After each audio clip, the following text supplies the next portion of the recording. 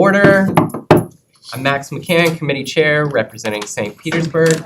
Go around and introduce everyone, starting with our CEO, Mr. Miller. Good morning, my name is Brad Miller, I'm the CEO of PSTA.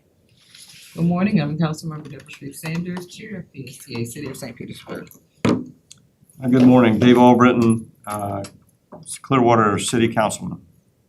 Good morning, Barbara Hazelden, citizen appointee for the County Commission. And unless I'm mistaken, we don't have any members wishing to participate remotely.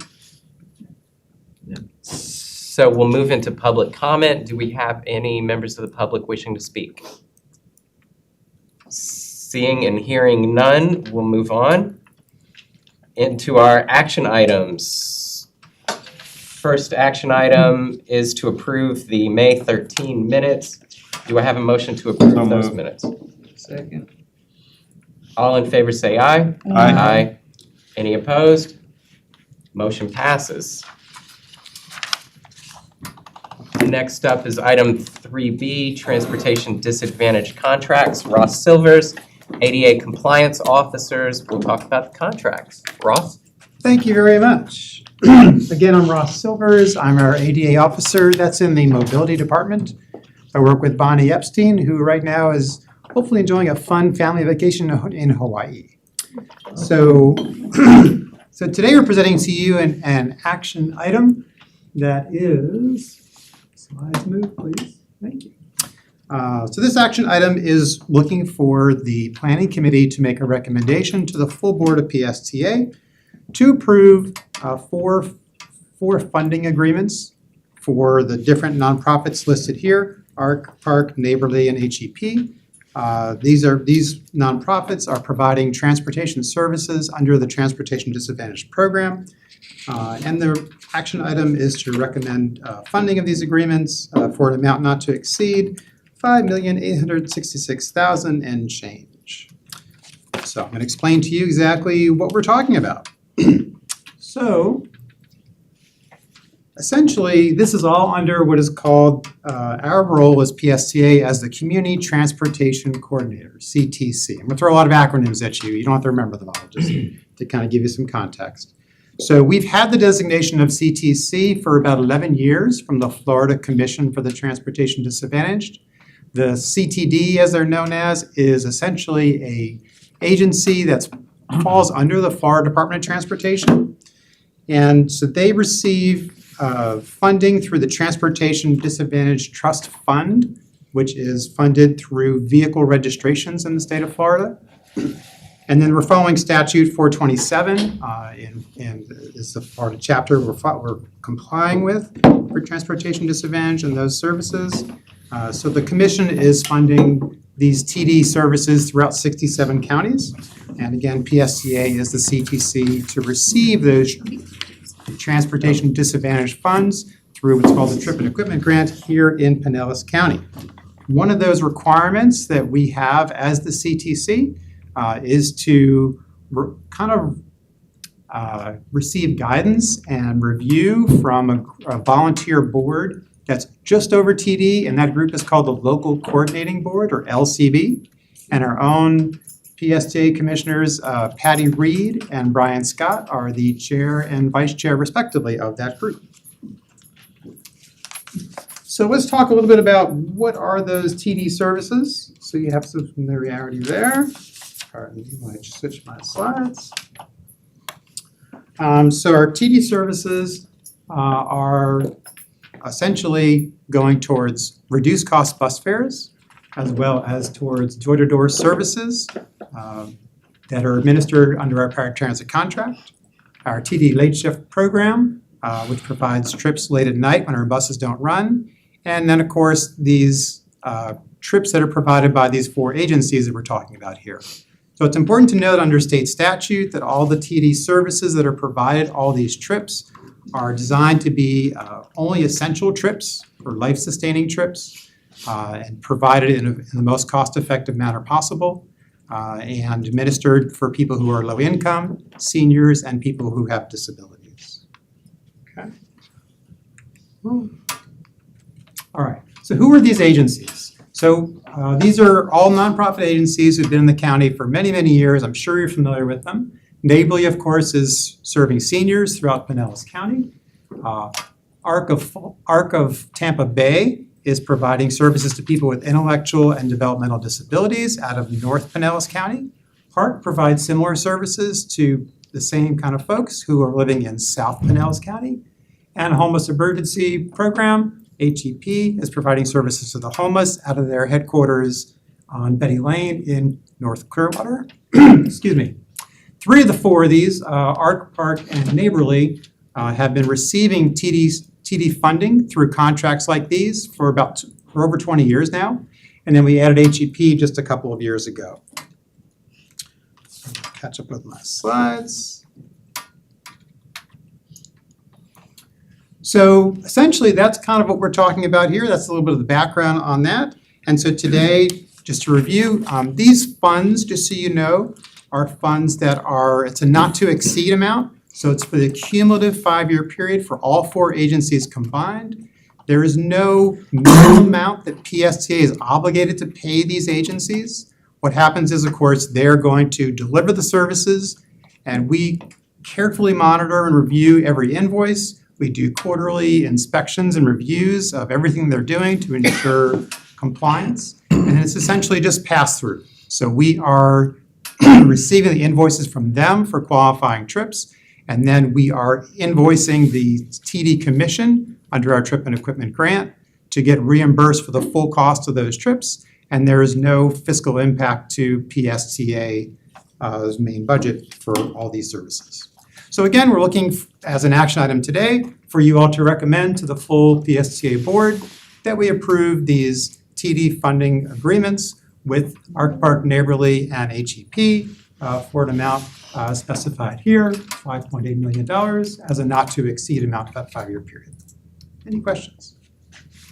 Thank you, Mr. Silvers. Real quick before we open it up for questions or comments, we've had an additional member join us. Would Councilmember Floyd like to introduce himself? Yeah, I'm Councilmember Richie Floyd from St. Petersburg City Council. Thank you. And do we have questions or concerns or comments? Yes, Chair Fig Sanders. Thank you. So thank you, Russ. How are you? Good to see you. Quick question. So when I looked at the breakdown of the budget of what we're funding, and there are 4 different organizations that we're partnering with.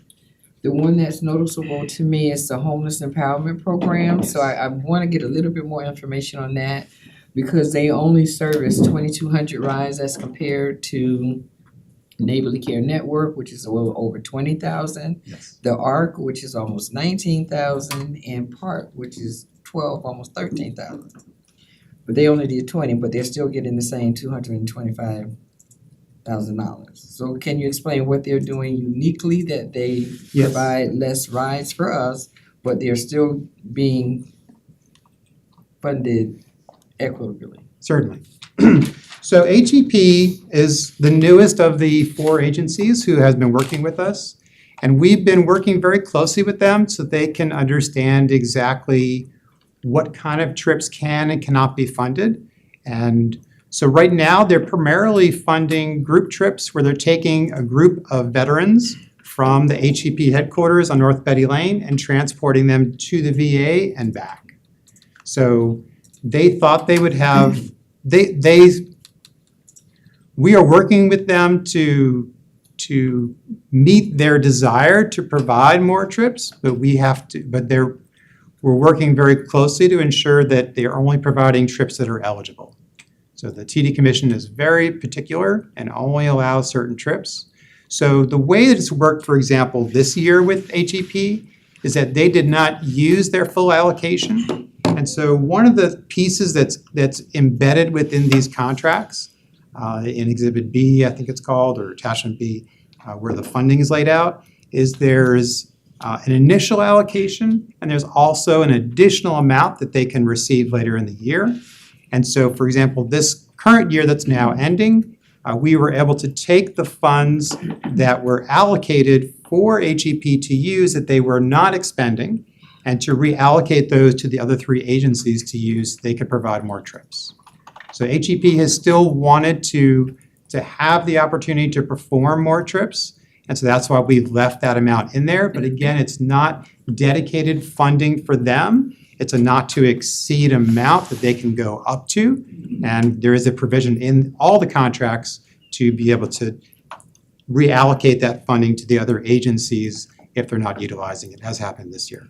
Okay, now I don't sit on the finance committee, but I wouldn't imagine that the finance committee would actually agree with that. And the reason why I bring that to a forefront is because when you have a provider providing almost 20,000 rides or 13,000 rides, and then you have another one only providing 2,000 rides, and they're still getting allocated the same amount per year. I understand the incentive, I do, but being budget conscious on this, if they want to work up to that dollar amount, then they need to prove that they can provide those number of service, that amount of service, versus us just giving them money up front and hoping that they do it and then have to reallocate it afterwards. So you have data, you have statistics that show what they're able to do, but how is it up to us to incentivize them by giving them the same amount of money we give Park and Arc? That's just my two We don't cents. do that. But they don't actually get that. This is the up to amount. I get, he said it, it's the Yeah, up to yeah. amount, it's to incentivize it, but when do we transfer it over if they don't meet it? So then when we transfer it over to the other three organizations, when and how does that happen? So if we're coming out of the gate saying that you have up until this, but we know you might not do it, and then we'll go ahead and give it to the other organizations. To me, it hinders the other organizations because they know what they can do, and they have their dollar amounts that are already been preset. But if we give them the additional money instead of trying to roll it over, they can provide, they can plan better. I guess that's what I'm trying to say. They can plan better. So I guess I was just looking at the number of rides, as compared to the amount of allocations per organization. And those are just my 2 cents. Thank you, sir. If it helps you at all, usually we do review about halfway through the year, so 6 months into the 12-month period. We're reviewing kind of where everyone stands in terms of their spending. And then we're contacting HEP or whoever it is at that point who's under their spending and saying, all right, where do you see this going in the next 6 months? And so, for example, this year I want to say it was 8 months in to our 1-year period, we were able to go ahead and begin the process of notifying the other agencies that they could spend the unspent amount from HEP, and those agencies were able to do that, and all the dollar amounts that were allocated for this year for all agencies got spent on TD services, nothing got unspent. So that's where we are. Yes, Commissioner Albritton. Okay, so we're only paying for the amount of rides that they do. Okay. So the way I'm looking at it is, it looked like we had about 50,000 rides a year if you add them all up.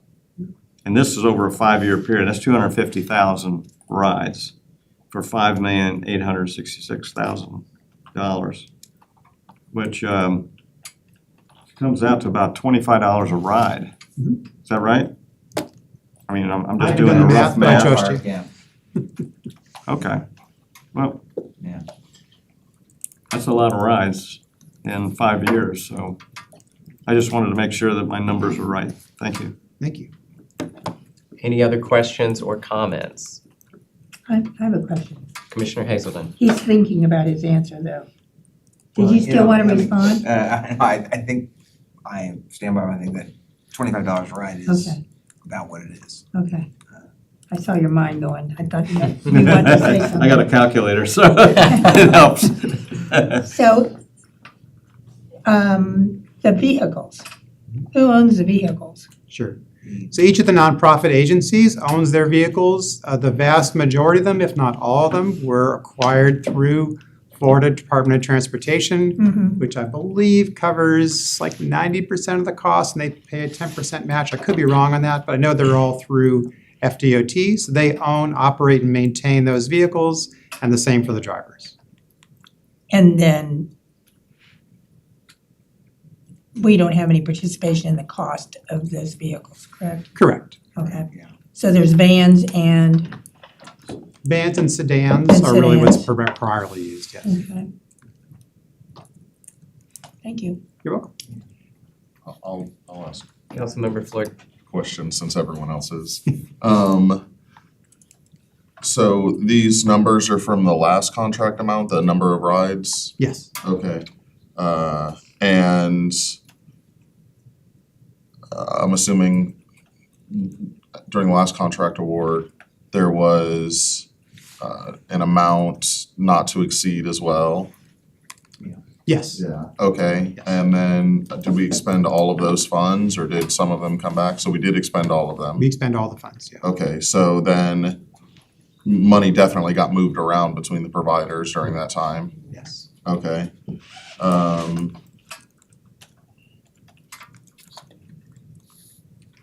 Okay, I'll leave it there. Thank you. Thanks. And yes, Chair. I'm still Nick going Sanders. there, I'm stuck there. So, money gets moved around. How do we determine who gets the additional dollars? We're typically, well, so we ask the other agencies, let's say one agency is not gonna spend their allocation.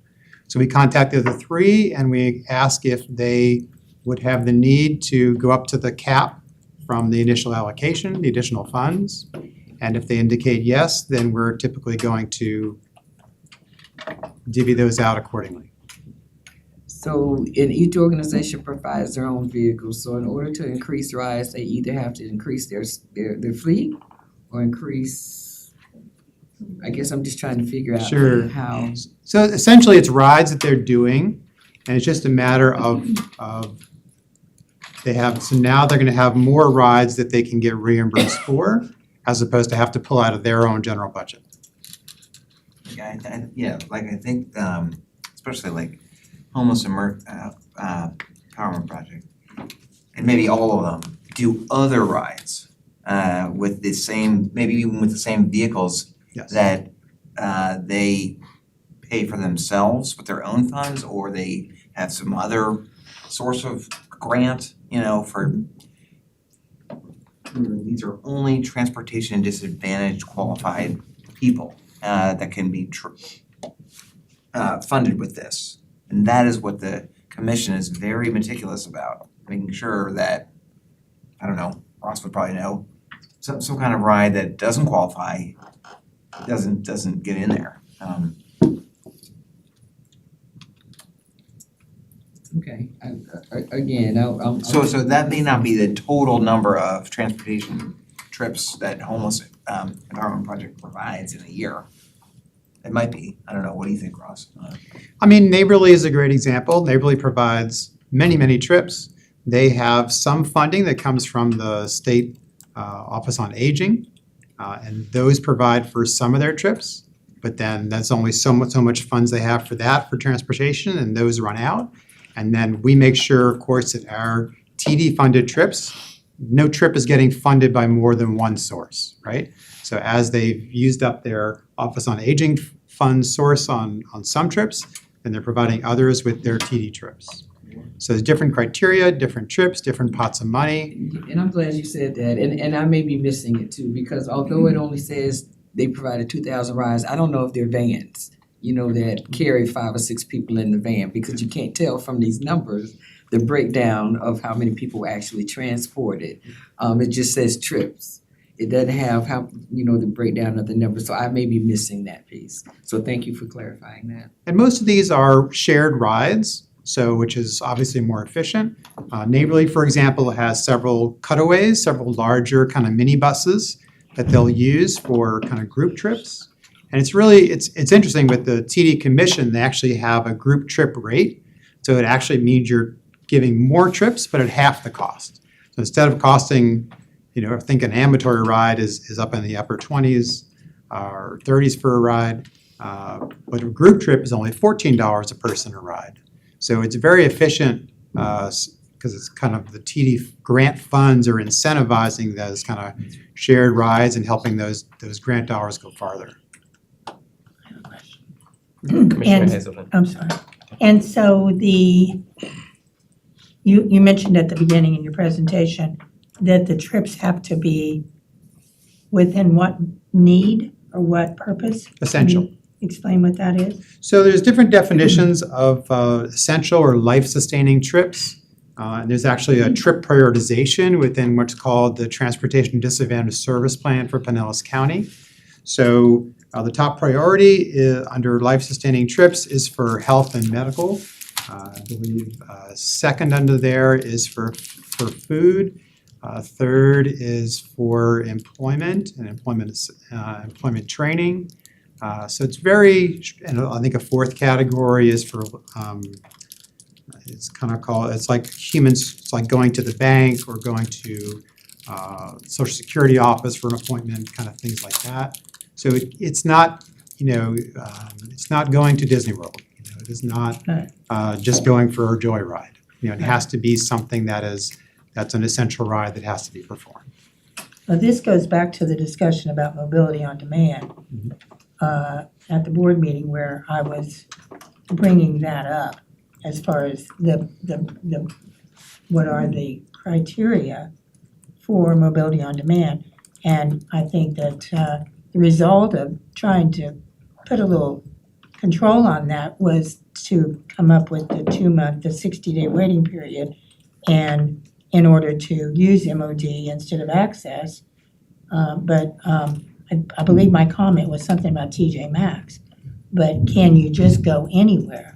And so that I thought maybe we could take some of these guidelines from I didn't mean to point at you. Take some of these guidelines from transportation disadvantage to apply to the mobility on demand. Well, yes, there is and Ross, please correct me if I say I'm wrong. There is a clear distinction between the requirements under the Americans with Disabilities Act for public transportation, paratransit, and mobility on demand falls under that. For just people with disabilities. Transportation disadvantage is a separate classification created by the state of Florida. No, I know, And but I was just saying we could use it this. adds, you don't have to be disabled, you can just be low income Right, for transportation disadvantage. And the state of Florida Commission allows you to develop a plan localized to your county on what trips you will do and not do. And so Pinellas County's done that, but the ADA doesn't allow you to do that from the feds. so you're saying the ADA doesn't allow you, I think you were saying, To prioritize certain kind of trips over others. oh, they don't allow that. Not for ADA paratransit service, correct. Any other questions or comments? One more, Chair Big Sanders. Just want to congratulate Ross on being elected for the Pinellas County Council for Persons with Disabilities early in the month, wasn't it, I think? Yes, as their new So- chair, now that Jody has You are retired. our new chair. Thank you. All right, seeing no further comments or questions, do I have a motion to recommend Move approval? approval to TD Advantage agreements. Second. And second, all in favor, say aye. Aye. All opposed, say nay. Motion passes. Next up, we have Debbie Leas, CFO, will give us an update on our budget. Debbie? Thank you, and I'll try to change it up a little for those of us who have heard Yes, this before. If not, you can just take a mental break or something. I just presented this to the Finance Committee, but budget is such an important part of all that we do because it's the foundation of moving forward. So I think it's great that we've brought up both the finance and planning. Last night I presented to the TRAC committee as well. So every year we do have challenges. This year my major challenges were the unanticipated ones. Some challenges are very good when we're planning for a large project. This was the price of fuel. So we had a huge amount of increase in our fuel prices this year as well as health insurance, which we will talk about in a little bit. So because we had some unanticipated challenges, we really worked very well collaboratively, not only staff, but with the board, through the board workshops with the union on health insurance, since they represent a large portion of our employees here. We Staff has been able to reduce the budgeted headcount by 15 to help address this. We were able to get the health insurance down from a start of 15% to 12.5%, now down to 7%.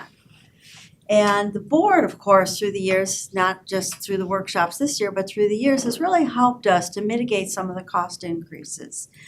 When the board has looked and said, you need to have a mixed fleet, we started out with diesel, we went into hybrid electric, and then electric buses. So that has really helped us to contain the cost without having 100% diesel buses in our fleet.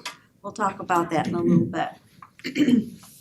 So let's take a look at this summary slide. And what I want to point out on this slide is we have an adopted budget for '26 where we had a projection and adopted budget for $162,000 surplus at the end of the year. Very pleased to say in our forecast right now, we're coming in ahead of that at $245,000 for fiscal '26. And we're budgeting a surplus now, we finally got to a balanced budget, for fiscal '27 of $231,000. They're smaller percentages of the overall budget, but we're very pleased to say we've got a balanced budget. Let's start with the revenue side. Revenues are going up year to year about $8 million. What I like about this slide is we're talking about operating revenue piece of it, where that's going up $2.3 million. That represents fares, that represents our new Tampa Bay service, ferry service. So that is helping us to increase the revenues. That's all very good news. We also have what I call non-operating funds. These are primarily our grant funds that we get in. So we are using the last of our COVID relief funds in the budget, $6.2 million worth. That will end the grant program. I think my grants administrator will be very happy that I will get that out of the way, grant closed. And we're also using a little bit more of our block grant funds. Those are funds we get from FDOT. Those are formula-based funds. So we're putting that in there as well. And we have a couple grants that FDOT has given us that last only for a couple years or based on usage, can be used up fairly quickly. And we will be ending the use of Spark money and money for US 19. Those two routes are doing extremely well. So the takeaway on this slide is we're using one-time funds to help balance the budget that will be going away. But we have gotten there, and I'm proud of the fact that between the two, we've got the $8 million worth of funding. We also, on the CARES Act funding, it has an end date on it, so glad to be getting it used up and not stressing out the Federal Transit Administration. Now, let's talk about property tax, the hot topic for everybody. And when I took a look back at what the median home price was 10 years ago, based on numbers I have, $183,000. Today is worth $430,000. So as personally as a homeowner, I was very thrilled to see the price of my home go up. I also saw the price of my property tax go up. My property tax did not go up in comparison to what the price of my home went up. However, we at PSTA, just like the municipalities, just like the county, have a significant portion of our budget is represented on the revenue side by property tax. When we take a look at a dollar bill and say, where is PSTA on this dollar bill? What do we represent out of every dollar that is put in? We're way down here at the almost at the very end at 3.7%. So 3 to 4 cents out of every dollar is coming to PSTA. While it doesn't sound like a lot, it's a lot to us and is very meaningful to the community that we serve. Matter of fact, with what is going to be coming to the November elections, this is a tool you may have seen that I had copies of at the last workshop. And this is something from the property appraiser's office. For those of you who have not looked at it, you can go out and get the Power BI tool and plug in your particular municipality and see how the impacts will come up. So for us here at PSTA, if the voters pass the property tax where we are increasing the homestead exemption from 50,000 to 150 and then to 250, it has an impact of a loss of $15 million. For us, impact will be in fiscal '28, increasing all the way to a $22 million deficit from where we are today. So those are significant dollar amounts to PSTA. The planning department is working on what the impacts will be, so we can present that out in the month of August, I believe. So that the community knows what will happen should this pass and how it impacts us and everyone. So right now in the budget, I'm maintaining the millage flat to 0.7300. We've reduced the last couple years. We're now, down to 0.7300. That can be, if depending on what the board votes on in July, the maximum millage that we can charge. But we can continue to look to find ways to either maintain or lower the rate. At the last board workshop, it was pretty well divided of maintaining the millage for the max millage piece or to roll it back at least a little bit. So we're working on that to see what we can do to help, and you will find there may be a way to do it. So let's take a look at the expenses. Revenues are going up 8 million. Expenses are going up 8 million. Let's take a look at a couple of the biggest items on here, which are the first three ones. Salaries, fringe benefits, and fuel. Salaries was driven by the union contracts primarily, and we'll talk about that in a minute, but that's a huge piece, but we knew about that. We had that contract in place with the union 3 years ago, so that was not a surprise. Health insurance going up was a surprise, as much as it was going up. In fuel, I don't think any one of us in this room had any idea that fuel would be going up as much as it did, and it's a $2.9 million impact to us here at PSTA. So let's dive into this a little bit more. We are reducing our headcount here at PSTA by 15 positions. In both salaries and fringes make up about 59% of our entire budget. That actually is lower than other sister agencies around the county or the area, Tampa Bay area, as well as across the country. So we've been able to reduce by 15, which is extremely helpful. On the union side, we've got 2 unions represented here, both SEIU, very good to work with. I'm not just saying that because our union rep's in the room, but they are very good to work with. And the biggest union represents our bus operators, customer service representatives, and our mechanics. Their top rate is going up by 4% in this year's budget, and their contract ends at the end of fiscal '27. We are currently starting negotiations with the other SEIU union, which is for our supervisors. Much smaller union of about 27 people. Together, all the union salary increases are going up almost $2.6 million. Again, this is not a surprise to us. This was based on the contracts that we signed. So we always have to remain competitive. We always laugh because if we go up a little, Hart goes up a little, and it becomes a little competition back and forth to see where we're at to say, we don't want to lose people to Hart. We just want Hart people to come to PSTA. So fringe benefits. At the Finance Committee, we had a really good discussion on health insurance. Trish did a great presentation on that. Our claims costs have been extremely high over the last couple of years, and we initially saw an increase of about 15% in our health insurance costs.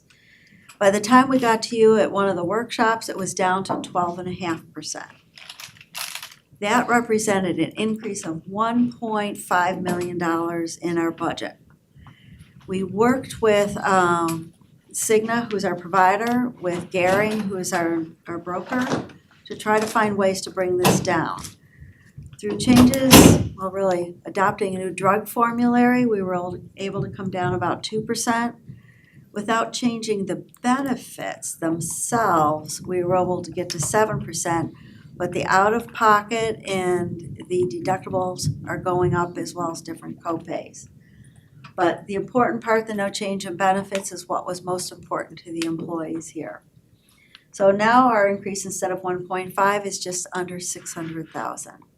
And that's more in line with what we had initially anticipated. It was also in line, before I get to the slide, with other different municipalities and cities in the county as well. They're also in the high single digits on their health insurance increases. So at this last workshop, we had a table where you got to sit down with Bonnie and Mobility. And there were ideas that were discussed that since then we've put pencil to paper. And thank you very much to the board for your support and ideas, because we were able to save in the last 2 weeks a little over $400,000 out of the budget. We did so by making some changes in mobility on demand, limiting the grouper service to eliminating days where there just isn't the ridership.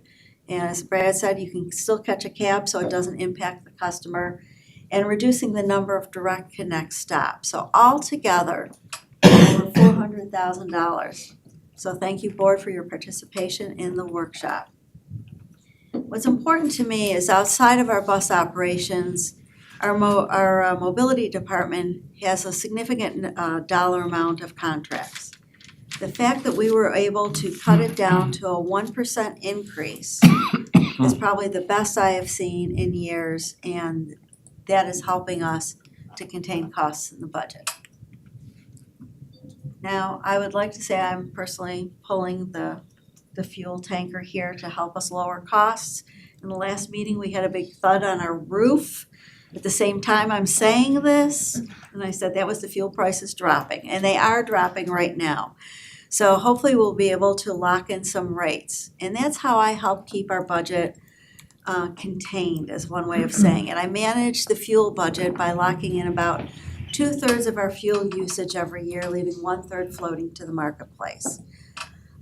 Usually by now I've already locked it in, but the prices have been so high. I was hoping things would change, which it looks like it is, and prices are dropping. So I'm gonna start locking in some contracts on fuel. And as you can see right now today, I've got $3.50 in there, which represents the 2.9 million. Look at that compared to what I did for this year. It's just the marketplace, $2.11 is what I locked in. There's a lot of people who wish they were at $2.11 today. So what I'm hoping is for every 10-cent decrease in the price of fuel that I can lock in, we'll see savings of $133,700. So that's significant and will be very helpful in the budget as we go through the summer months. Insurance, although not as big an increase, I wanted to put it up here because there's two pieces impacting our insurance. One is we're buying vessels because we are going to be starting the new Tampa Bay service this year in the budget. That is going to have a cost factor, as well as the legislature increased what's called the sovereign immunity limits. So that is increasing our claims cost and premiums cost by about 20%. So in summary, I'm really excited to say we've got now a balanced budget with everybody coming together collaboratively to help on this. Plus, we have the new Tampa Bay ferry service that'll be starting in the fall. And we also have the 727 Airport Express, which I know, Commissioner McCann, you are very excited about coming over. But this isn't the end of the discussion, not at all. Next month, we'll be talking about the trim and determining the max millage. We will be working through the summer to relook at the budget for any revenue increases or cost savings we can additionally put in. And then in August, I'll come back to you with another comprehensive on both capital and operating presentation. This will be in anticipation of the 2 public hearings that will be held in September. Also during the course of the summer, Brad and I have a fun time. I'm Commissioner Floyd. We get to visit with you as well as everybody else and have a one-on-one discussion with you on the budget. So with that, I will take any questions or comments. Thank you, Debbie. Do we have any questions from any members? None, you did a great job. Oh, wait, Oh. one. No question, just a comment. I Sure. wanted to say exactly what he said. Good job. Thank you very much, Commissioner, appreciate it. Debbie, can I make one quick comment? Can you go back to the picture of the ferry boats? Just FYI, those two pictures that she has there were taken, those are the first pictures taken by a PSTA employee. Those pictures were taken last week when the sea trials were being completed Oh, by wow. the Hubbards. Yeah, so they're real. Yeah. I mean, I've seen It's not a. pictures. And they look good. Very nice. Yeah. All right, thank you. Next up, Devin Deal, our planning and data manager, will present information on the Connected Community Bus Plan. And this is under the item 4B, ridership and performance. Devin? Hello, good morning, Planning Committee. My name is Devin Deal, Planning and Data Analyst Manager. This presentation typically goes to finance, but it does bounce between planning and finance based on the agendas. So this month for the ridership and performance updates, we're gonna dig into some of the goals of the bus plan that we implemented in October and some of the data trends that we're seeing so far, as well as some of the improvements that we're working on in the future. So this first slide is one that most of you have seen 100 times throughout the bus plan process. This is our high-level goals. We saw more of a demand for weekend service after the pandemic and less of that Monday to Friday peak service, partly due to if you work at a call center or places where you were able to work remote or hybrid, that now we see a lot of those workers working hybrid several days a week instead of making that commute 5 days a week. We also saw more tourist transportation demand in Pinellas County throughout this time. And we wanted to capitalize on our premium core routes. We launched the Sunrunner in 2022, and we did not reorient our service around that BRT to make transfers easier or better for our riders with that launch, and this was our first opportunity to do that. And we also launched the Spark in South St. Petersburg, the frequent service in the Skyway Marina District on 34th Street South. We wanted to increase access to jobs and services with this plan, and we did that on weekdays and weekends as well. There was a 6% increase on weekdays and a 24% increase on evenings and Sundays in access to jobs for an average rider. Wanted to decrease our travel times with time transfers in a few key locations throughout Pinellas County. One is Park Street Terminal in Clearwater, one is Largo Transit Center, and the other was in downtown St. Petersburg. And this plan was entirely cost neutral. This was a resource reallocation from weekday service to weekend service and an increase in efficiency on our service in general at no new operating cost. So for the first 6 months, what we're seeing, what is working very well in this plan thus far is the Sunrunner. As I mentioned, we were able to reorient some of our services to allow for easier transfers to the Sunrunner and even reduce some meandering of bus routes to get them to a transfer location because they were able to transfer at the Sunrunner easier. And that has really boosted ridership on the Sunrunner, making those transfers much easier for our riders. We also have seen that frequency improvements result in ridership gains for our services, and that has been true across the board in this bus plan. Everywhere that we have increased frequency on a bus route has increased ridership. And nearly uniform across the board in the reverse, everywhere that we've decreased frequency has decreased ridership. Some of the things that we are still evaluating, and maybe are not working as intended yet, are one, our weekend resource reallocation of service from weekdays to weekends. We know that the peak demand was less than it was pre-pandemic, but peak service on the core especially is still typically some of our most productive and our most efficient service. However, with that increased demand for weekend service, the only place that we could reasonably pull from on weekdays was that core service. So we're reallocating that core weekday service to generally coverage, lower efficiency weekend service. And we have not seen the ridership gains associated with the level of service that we increase on weekends yet. We also know that the time transfers specifically in downtown St. Petersburg are not working as intended. So Park Street Terminal and Largo Transit Center are under what is working well. Those are dedicated transit centers where our vehicles, all of them can pull into that transit station at the same time. They wait 10 or 15 minutes, riders transfer from bus to bus. This is really beneficial if you're transferring from an hourly bus route to another hourly bus route. Before this plan, you could get off an hourly bus route at Park Street and your hourly bus is leaving 5 minutes before you got there and you're waiting 55 minutes for your next bus. So as part of this, we really tried to make those transfers easier, and that works where we have dedicated transit centers. In downtown St. Petersburg, these time transfers happen at 3rd Avenue South and 3rd Street at that Sunrunner station outside the Publix. our vehicles will pull in, serve this stop, and then they meander around 2, 3, 4 blocks to a location where our buses can actually lay over. And then when they're leaving, they come back and serve that stop again, so that riders have an easy transfer. What we see though is that the navigation in downtown St. Petersburg is too variable. The traffic lights, the pedestrian traffic, the traffic in general. We're finding that time to get to the layover and back is driving down the on-time performance of most of our bus routes serving downtown St. Petersburg. And they're really struggling to make that time transfer in downtown St. Pete work. What also is not, what we're still evaluating is the Safety Harbor Snapper. So at the end of 2023, we cut bus service in Safety Harbor and we launched an on-demand service. We relaunched that service with the bus plan and integrated that with another on-demand service to try to improve efficiency and increase ridership. And we're not seeing the ridership gains on that Safety Harbor Snapper service that we had hoped. It's one of our more inefficient services. The Snapper Clearwater, on the other hand, has almost double the ridership of the Safety Harbor Snapper service. And so one thing that I said worked very well is the Sunrunner, and we see those gains in ridership. Ridership on the Sunrunner is up 19% year over year. What you see in this graph is fiscal year 26 in blue, fiscal year 25 in red, and fiscal year 24 in green. You do see that fiscal year 25 was below 24. That was primarily due to the hurricanes. Most of the ridership that we lost on Sunrunner in fiscal year 25 was on the beaches.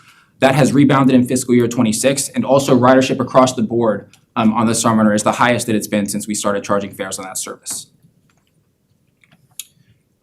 I also mentioned that frequency is resulting in ridership improvements across the board. I'm not going to go through every single line in this table, but this is here for your data points. I'll point out a few higher level changes. So you see Route 4 that travels from Bay Point Plaza in South St. Petersburg through the Pinellas Point area and then up 4th Street all the way to PSTA. That route previously ran hourly on Sundays. We increased that service to every 30 minutes and ridership went up 48% on Sundays. We have another really good example I like to use is Route 74 because we increased and decreased service on this route. Our weekday service decreased and our weekend service increased. And with those changes, we saw our weekday ridership decrease with the service decrease, and we saw our weekend ridership increase with the service increase. That's an example of one bus route where the only difference is frequency changes between those day types. And we see riders responding to those changes, choosing to ride the bus less on weekdays as service decreased and more on weekends as service increased. So across the board with this system change, we see everywhere that we increase service, increase ridership. And nearly across the board where we decrease service, we decrease ridership. So this graph shows you, we talk about that reallocation of service from weekday to weekends. There's a lot more weekdays than weekends in a month, obviously. And that reallocation, what you see in blue is the percentage of our revenue hours in an average 7-day week that are on weekdays. Orange is Saturdays and green is Sundays. And you see on an average week before this plan, weekday service made up about 80.5% of the service that we offered. After the plan, it makes up about 76%. So this was a roughly 4% decrease in weekday service overall to reallocate that service for a 2% increase in service on Saturdays and about a 2% increase in service on Sundays. So this reallocation wasn't a wholesale, removal of weekday service to put on weekends. This was about a reallocation of 4 to 5% of our service to better serve weekends. And what we're seeing in ridership is that service that we took from the weekdays is resulting in drops in ridership. We primarily took from our peak services, Route 18, Route 34, a few other services that had that increased frequency midday, and we've lost ridership corresponding with that. On the weekends, we have added ridership, but it is not as much ridership as we've lost on weekdays. This is also compounded by the fact that in a given week with 5 weekdays, we're down 10,000 rides on weekdays and gain about 500 rides on weekends. So again, we're not seeing those ridership dividends yet on the weekend service that we increased. Part of that is, at the board workshop, I know we talked about that core service and coverage service, the core being your more efficient, higher ridership consolidated in major corridors, coverage being service that maybe is less frequent, runs to lower density areas with less demand. Most of the service that we added on weekends is that coverage service, so that our riders have a bus 7 days a week that can get them to work, to their services, to see their family. Part of this was that consistency in service 7 days a week, and that was increasing coverage service on the weekends as well. And I also mentioned that the time transfers in downtown St. Petersburg are not working well for our services. What you see here is our worst 10 bus routes for on-time performance. Blue is the amount that they're on time, orange is the amount that these routes are late, and green is the amount that these routes are early. Additionally, if a route has a red diamond on it, it serves that downtown St. Pete time transfer. And this yellow circle means that this route interlines with the route that serves downtown St. Pete, that transfer point. An interline means that if a bus gets to the end of the line and there's maybe 40 minutes of time before the next trip, that bus leaves as another bus route so that we don't have a lot of downtime, wasting of resources. That increases our efficiency when we can do that. But interlining a route with a bus route that's always late, serving downtown St. Petersburg at that time transfer, that brings down the on-time performance of the connecting routes as well. And so what we're seeing is those bus routes, when they have to come into downtown St. Petersburg, typically they're on time getting into downtown. And by the time they get to the end of line in their layover, they're 7-8 minutes late. And so we know that that meandering around to get to the appropriate layover locations downtown is really driving down the on-time performance of those bus routes. And so next, right now, we are working on a wholesale on-time performance analysis of our system. We're looking at every single bus route for timing adjustments to try to get those routes more on time for our riders. That's coming for implementation in October 2026. Everywhere that we can adjust timing to better improve that performance, on-time performance of those bus routes. We are also continuing to evaluate these trends through a full year of data. This is about 6 months of information. We know a lot of our ridership is seasonal, tourists in spring break, snowbirds in the fall, more students at certain times of year, things like that. So we really like to see a full year trend of data before we make wholesale service changes, not just timing adjustments. And we also, we would like to see education campaigns for awareness of these services. A lot of service was added on weekends in areas that never had a bus route on Sundays. And what we're hearing from riders when we talk to them is there are still some riders that are unaware of the either increase in service on Sundays or having service that they never had before on Sundays. So getting that word out to riders, we feel like could help to increase that weekend ridership as well. And with that, I'm happy to take any questions. Thank you, Devin. Does any member have any questions for Devin about the presentation? Okay, we do. I think Chair Hi, Fink and thank you, Devin, for the presentation. I have no questions other than a couple of statements. If I were to share the presentation sometimes as I would do, a lot of organizations use acronyms. They're not being spelled out in here anywhere. So I if see we're, yeah, so just about the acronyms, if we can so at least once say what the acronym Yes, stands. I'll do that for sure. Right, thank you. And Councilmember Floyd? Yeah, thank you for the presentation. I found it really interesting.